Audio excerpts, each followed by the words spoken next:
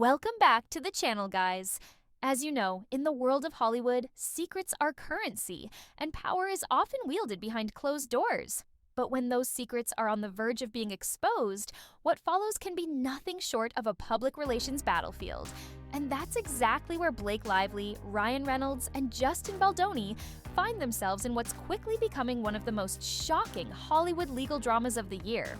It all began with whispers of a lawsuit, a bombshell dropped by Blake Lively, accusing Baldoni of misconduct while releasing carefully selected text messages to the public. But as the story unfolded, it became clear that this wasn't just a legal battle.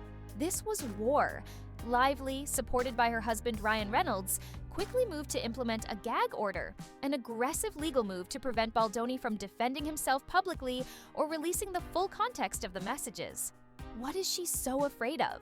That's the question everyone is asking. Baldoni's team isn't sitting quietly. They've fired back, accusing Lively of launching what they call a well-calculated smear campaign, claiming that her edited text messages and one-sided allegations were deliberately designed to destroy Baldoni's reputation while shielding her own image. His legal team alleges that emojis were removed, sarcasm was stripped away, and context was erased, all to paint a false narrative. And yet, despite releasing these fragments of their interactions to the public, Lively and Reynolds insist Baldoni must remain silent under threat of legal action. The irony is staggering. According to Baldoni's team, Lively leaked her allegations to major outlets like The New York Times before filing her legal complaint. The Times article, released mere hours after her initial gag order request, appeared to have been meticulously prepared, raising questions about whether the entire situation was orchestrated for maximum media impact. Baldoni's lawyer calls it a PR lawsuit designed to play out in the court of public opinion rather than in front of a jury. And here's where the parallels to other infamous Hollywood controversies emerge. Lively's actions have drawn comparisons to the tactics used in high-profile cases like Johnny Depp and Amber Heard. It's the same pattern. Shocking accusations made public before the legal process even begins. But Baldoni's team isn't backing down. They've pledged to release all of the evidence, unedited text messages, video footage, and emails that they say will exonerate Baldoni and prove that Lively's claims are fabricated. If their allegations are true, this could be a devastating blow to Lively's career, shattering the carefully crafted image she's maintained for years. Baldoni's lawyer didn't mince words, stating, "The immense power Blake Lively has wielded in Hollywood, built on fear and influence, came to an end the moment she orchestrated this campaign. Her attempt to shift blame and destroy the lives of innocent individuals cannot go unchecked." Harsh words, but if Baldoni's evidence holds up, it could redefine not only his reputation, but also the cultural conversation about accountability in Hollywood. But here's where things get even more controversial. Baldoni's team alleges that Lively's actions have harmed the very communities she claims to support. Survivors of workplace harassment and abuse have spoken out, criticizing Lively for weaponizing serious allegations in what they perceive as a calculated move to silence opposition. For them, this isn't just a celebrity feud, it's a betrayal of their struggles, a distortion of their fight for justice. Lively's response? Another legal filing, tripling down on her gag order request. Her team claims that Baldoni's lawyer is engaging in a campaign to torpedo her career and sway public perception. They argue that releasing the unedited evidence, something Baldoni's team insists is crucial for transparency, would somehow tarnish the integrity of the legal process. But Baldoni's team is firing back hard, pointing out the hypocrisy. After all, wasn't it Lively who first leaked selective messages to the New York Times? Wasn't it her team who edited and shared details before Baldoni even had a chance to respond? The stakes couldn't be higher. On one side, you have Blake Lively and Ryan Reynolds, a Hollywood power couple with deep industry connections. On the other, Justin Baldoni, who claims he's being unfairly silenced and slandered. At the center of it all, the truth, or at least two very different versions of it. Baldoni's lawyer put it bluntly, "In a time of universal deceit, telling the truth is a revolutionary act." Let's think about it for a second. What happens when one side controls the narrative? Blake Lively's team has been accused of doing just that, selectively editing text messages and presenting them to the public in a way that paints Baldoni as a villain.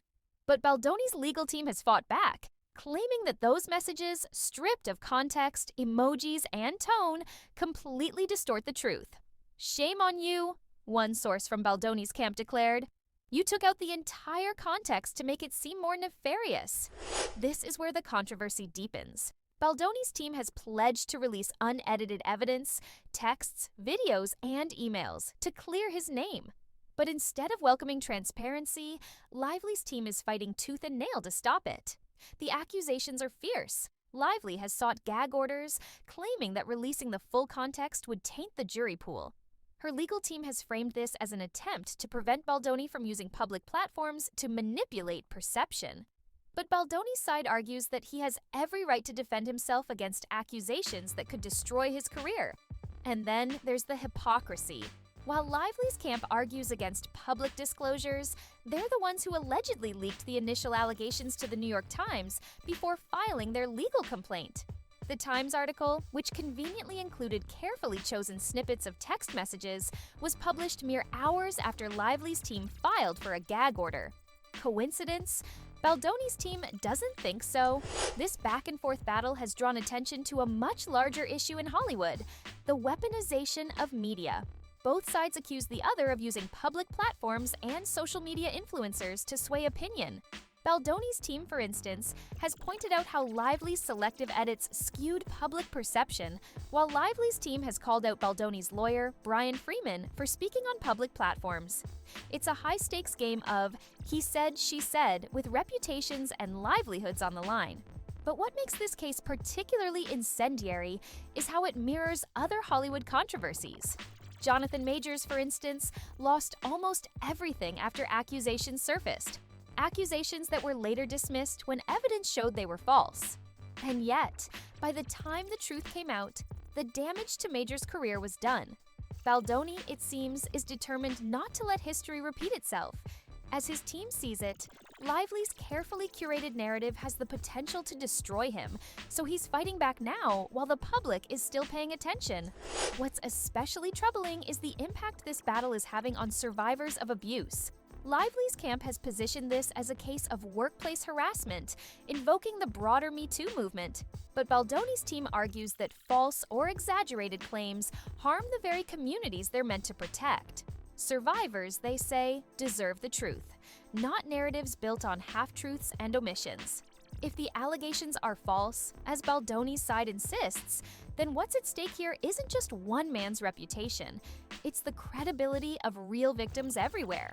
Lively's legal filings have gone further, claiming that Baldoni's defense amounts to defamation and that his lawyer's public statements are intended to intimidate witnesses.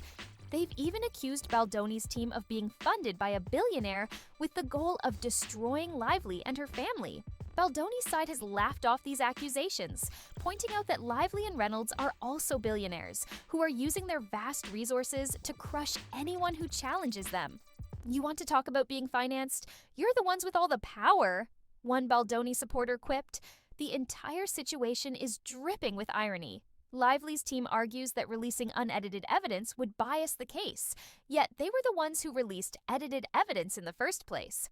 They claim to want justice, yet their actions suggest they're more interested in controlling the narrative than revealing the truth. And here's the most glaring question.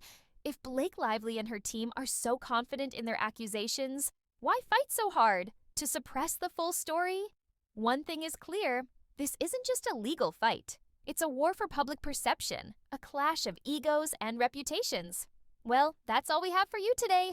Remember to like, comment, and subscribe for more. See you next time. Bye.